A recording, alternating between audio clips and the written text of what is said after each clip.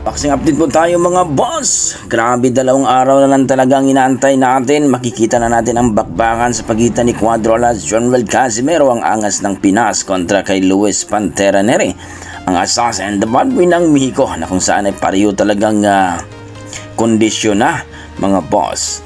Biga ng mga boxing fans mga boss, talagang inaabangan na ang bakbakan sa pagitan ng ating pampato na si Cuadro-Las Casimero kontra kay Luis Pantera Nery mga boss. At ito nga, nagkomento nga itong kumpare ni Casimero na si Jack Tipora, na kung saan ayon kay Tipora mga boss, talagang tiwala siya kay Cuadro-Las Casimero dahil hindi pa daw ito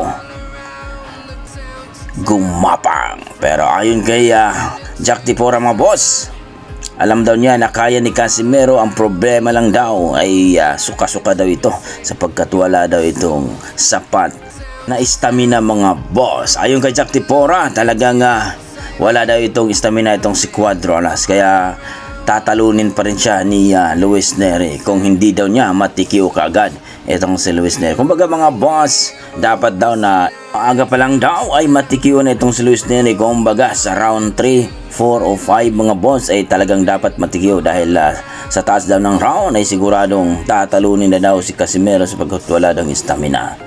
So ano masasabi nyo dito sa sinabi ni Jack Tipora mga boss?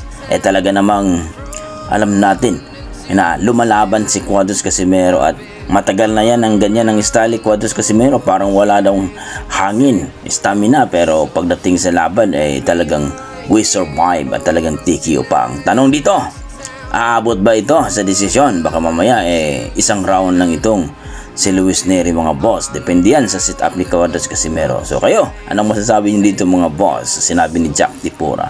Sa kabilang banda mga boss, Carl-James Martin ay talagang interesado daw siya dito kay Murjun Akhmadalib.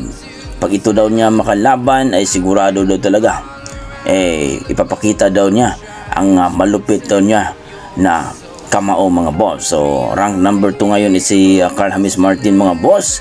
So ready na po ito sa championship bout kung sakaling iwanan o ibakante na ni Inoue ang WBO Super Bantamweight title mga boss. So eto, sinasabi natin, kung sakaling mapalaban itong si Carl-James Martin dito kay Murjun Akhmadalib, ano sa tingin niyo mga boss? Kakayanin ba ni Carl-James Martin itong si Akhmadalib? Alam na natin na former world champion ito at may experience na sa mga championship bout, samantalang ating pambato na si Carl-James Martin ay wala pang experience for world championship bout.